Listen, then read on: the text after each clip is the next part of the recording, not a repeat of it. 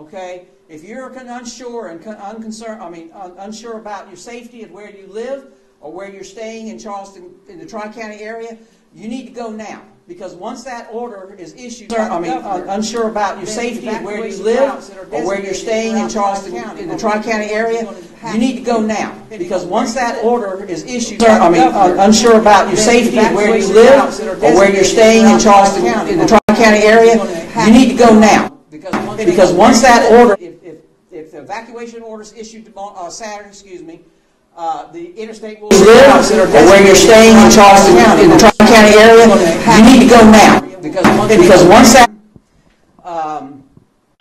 the governor did do a mandatory, an executive order for a mandatory medical evacuation, and basically what that means is hospitals, nursing homes, any healthcare providing facility that have 24-hour stay for their patients need to start evacuating, and should have started at 2 o'clock today.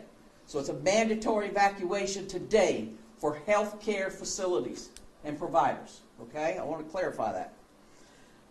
Again, once we know when the governor does the order for the evacuation, then our shelters will be available at that time, and we will at that time announce those for Charleston County, and Berkeley and Dorchester will do the same with theirs. I'm also pleased to say that we do have a designated pet shelter for Charleston County, which will also be open. At the same time, all shelters are open. That information, the location of that, will be announced again when we do the actual evacuation order. Charleston County government and courts will be closed Friday, Monday, and Tuesday. Charleston County School District will be closed Friday, Monday, and Tuesday. And just a few preparedness things, two key things is you need to know what your evacuation zone you live in. Okay? It's very important to know that, because that'll help you understand why you're being told to evacuate. And you also need to know those evacuation routes. Okay? As I mentioned, if you go tomorrow before the governor orders that evacuation, you can go any direction, any road you want to go on. But also keep in mind, there's an evacuation for Florida and Georgia, and they're already starting to see traffic increase on our highways in South Carolina from them. Okay? So at this time, I'd like to turn it over to Dan Barb with Berkeley County. Thank you, Captain. Hello, I'm Daniel Barb, Division Director for Emergency Services for Berkeley County. The leadership for Berkeley County and emergency personnel are coordinating efforts with state, tri-county officials, other agencies, in response to Irma. Currently, REOC is at OPCON 3 and will be fully staffed and probably at OPCON 1 by Saturday as the storm progresses. We have the social media page, Berkeley County social media page, where we're distributing information out about any shelters, sandbag issues. That's been a question.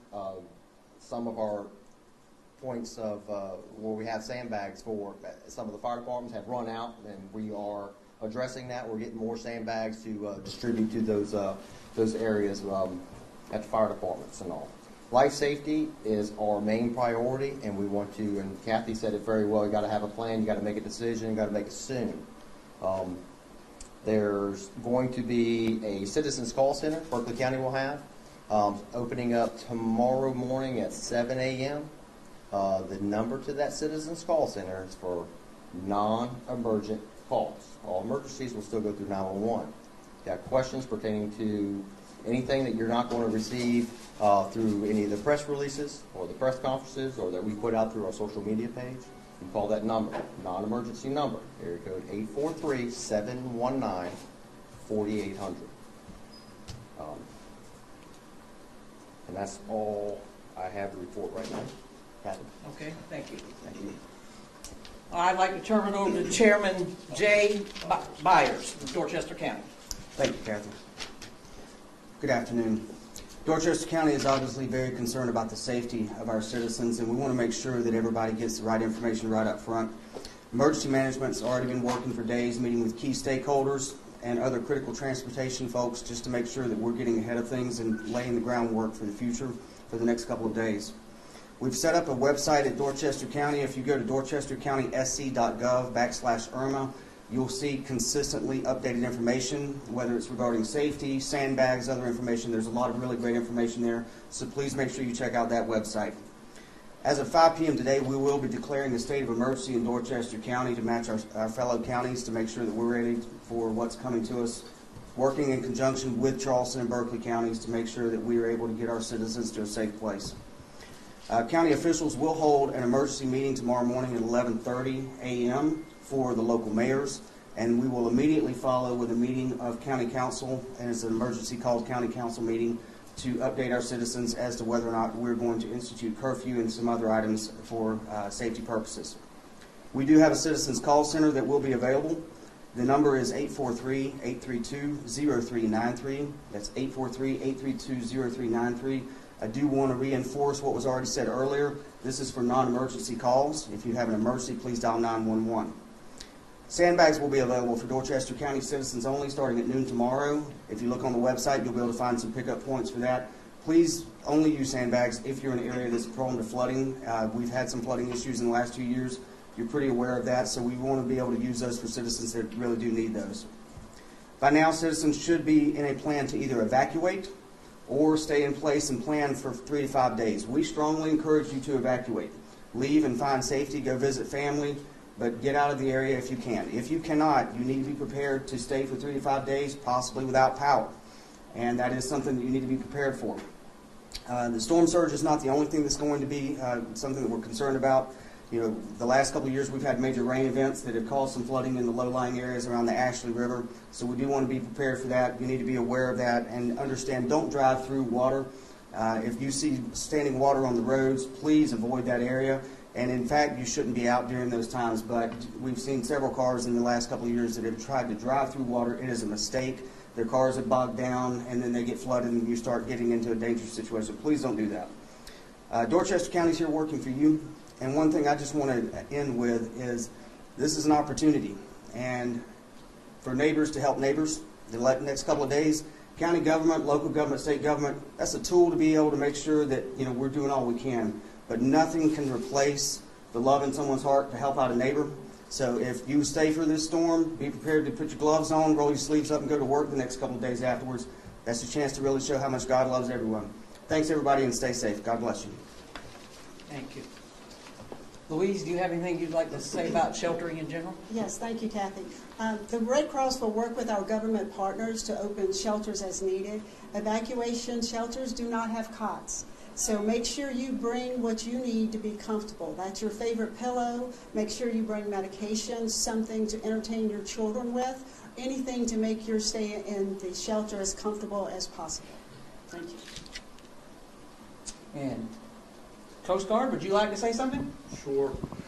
As of noon today, the captain of the port set the port condition for Charleston at Whiskey, which means we anticipate within 72 hours gale force winds. So we're preparing with all of our state, local, and federal partners to make sure we have a plan in place for all of our commercial and hopefully recreational traffic out there. So we want to make sure that people are prepared. If you have a boat and you can trailer it. If you don't, make sure you have a plan so you're ready for the storm. Thank you. Trooper Bob. The Highway Patrol is prepared and we are ready. We are standing by awaiting the governor's orders. As you know, we practice this reversal each and every year before hurricane season. We implemented this plan last year. It works because the community works with us. When you're asked to leave, then that's when you need to leave.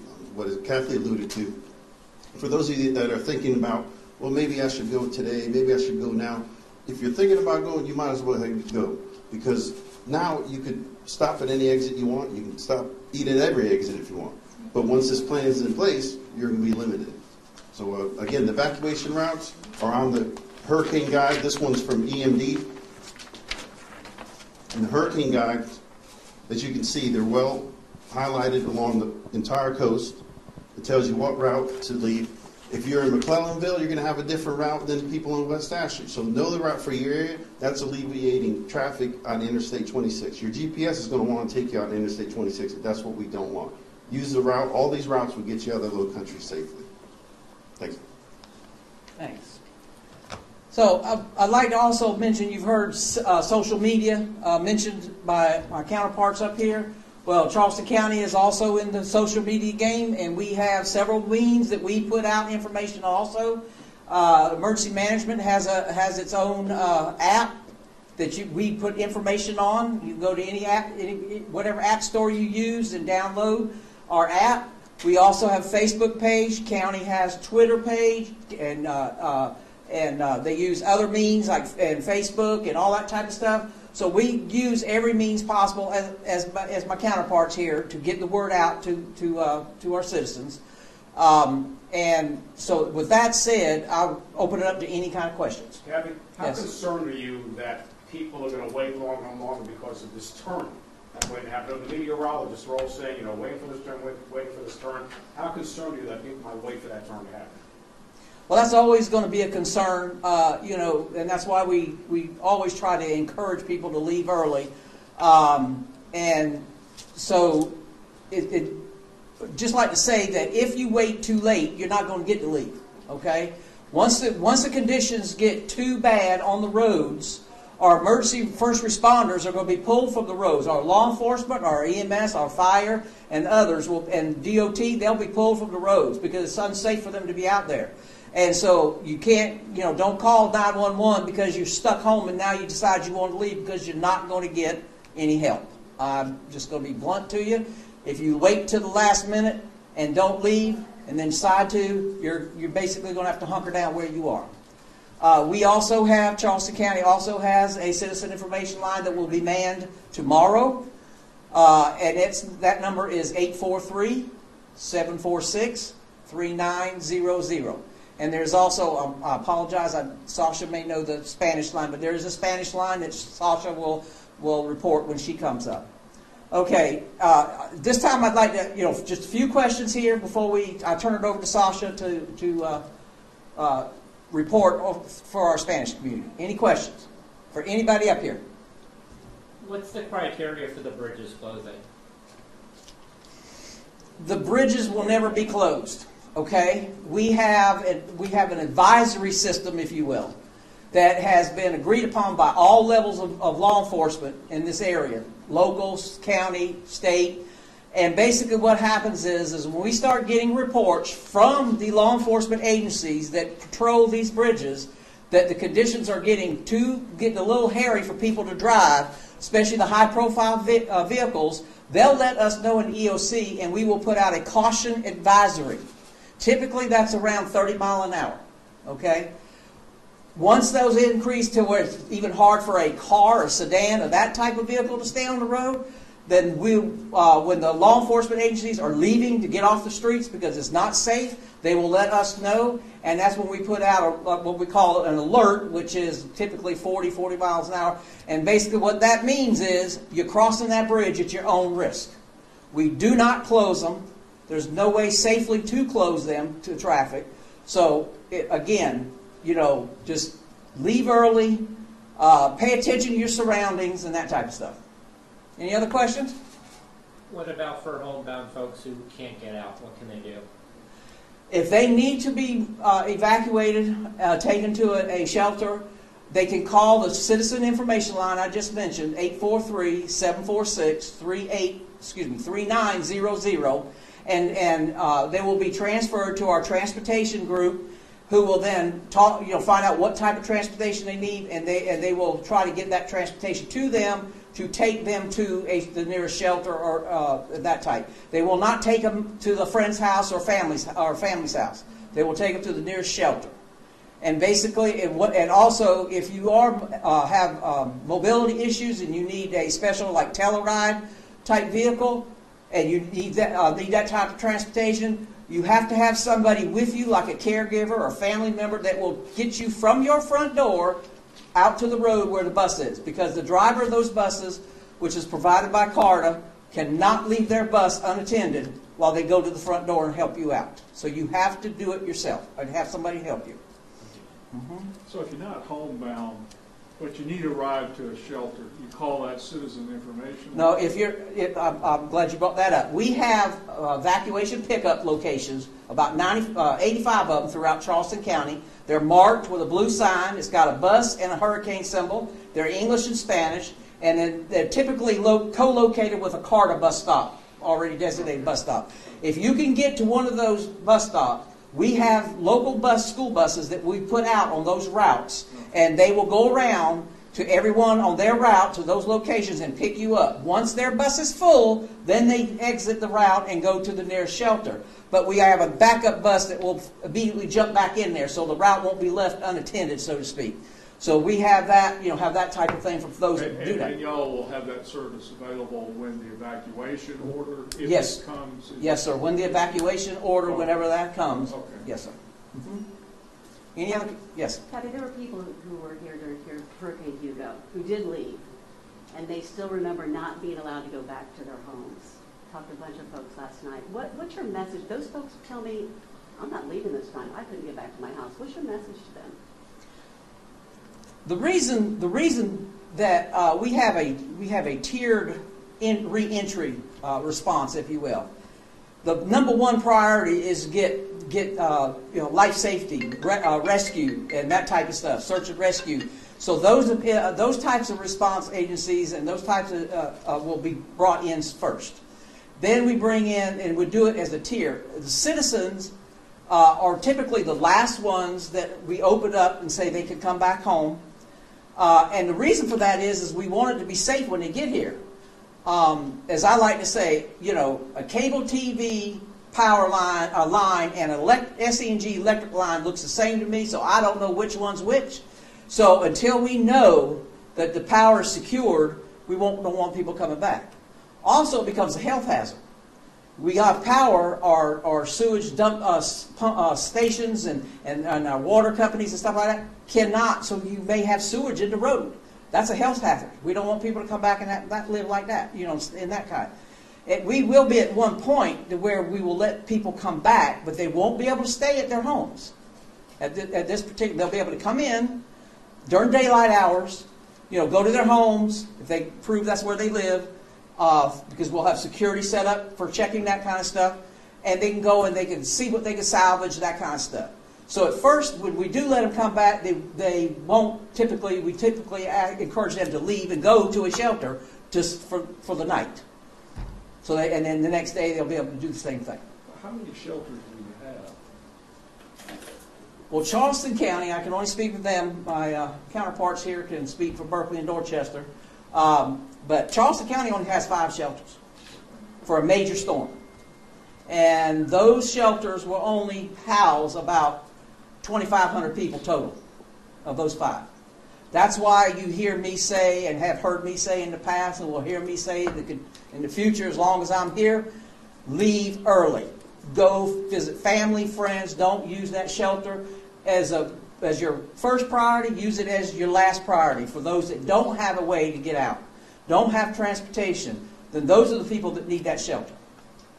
And in the same vein as Vic's question, I've heard from countless people this week, oh, I was here during Hugo and I did fine, I'm staying.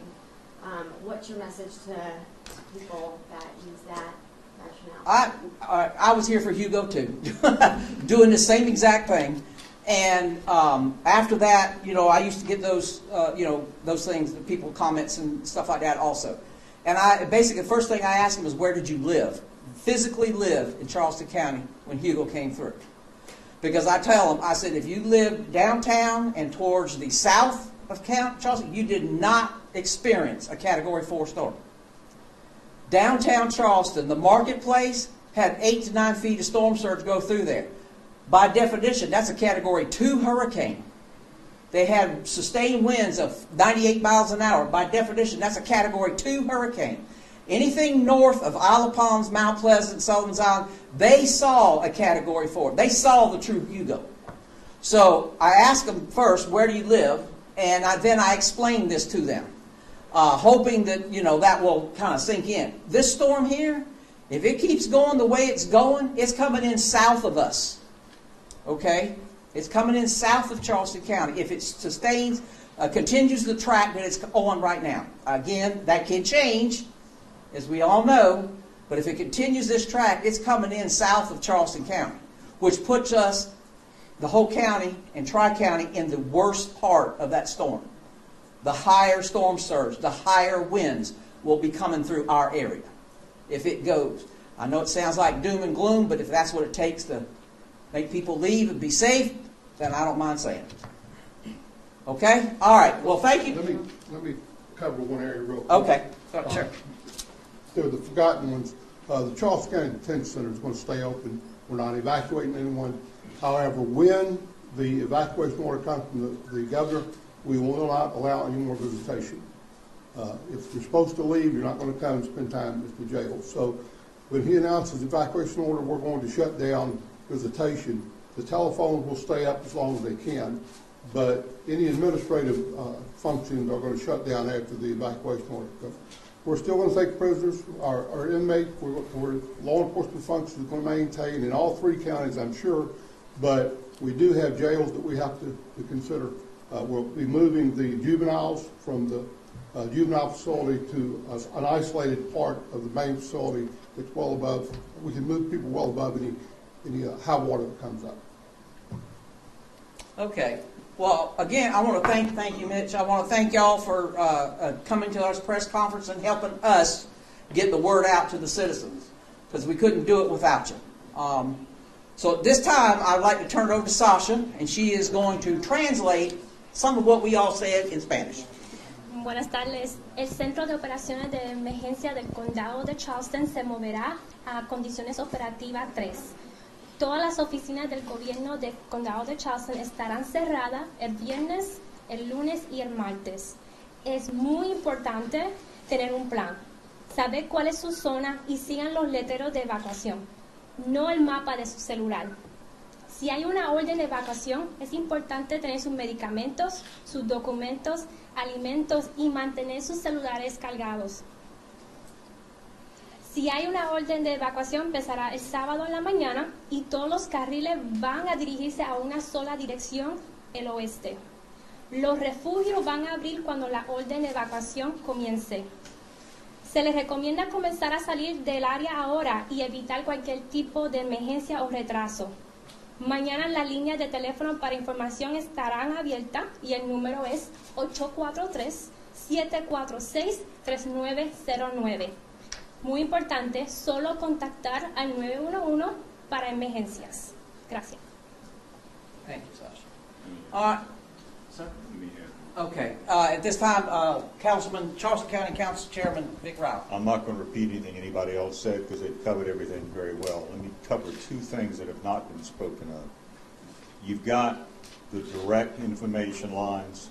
Remember, there's going to be an awful lot of data out there that's probably inappropriate, perhaps, and not correct.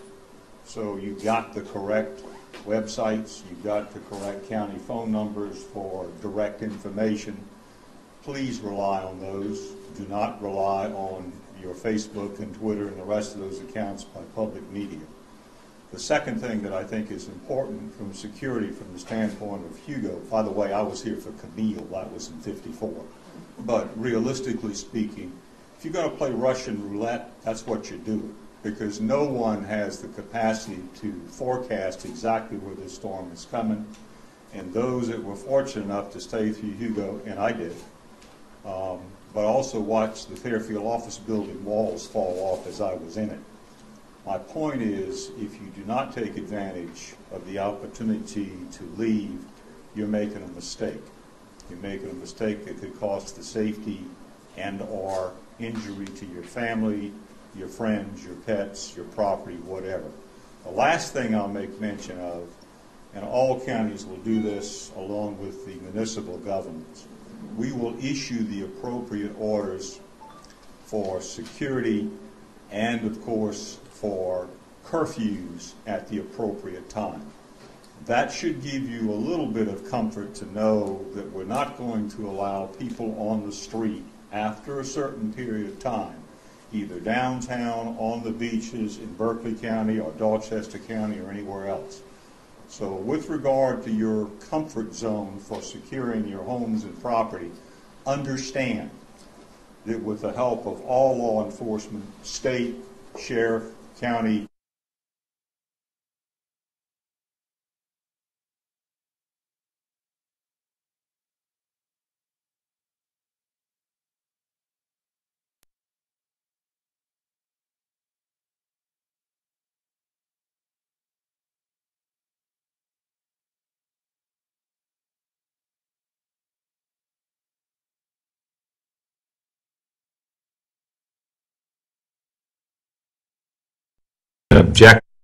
objective is to get staff and attorney advice on the ongoing litigation with the Shakora Life Naval Hospital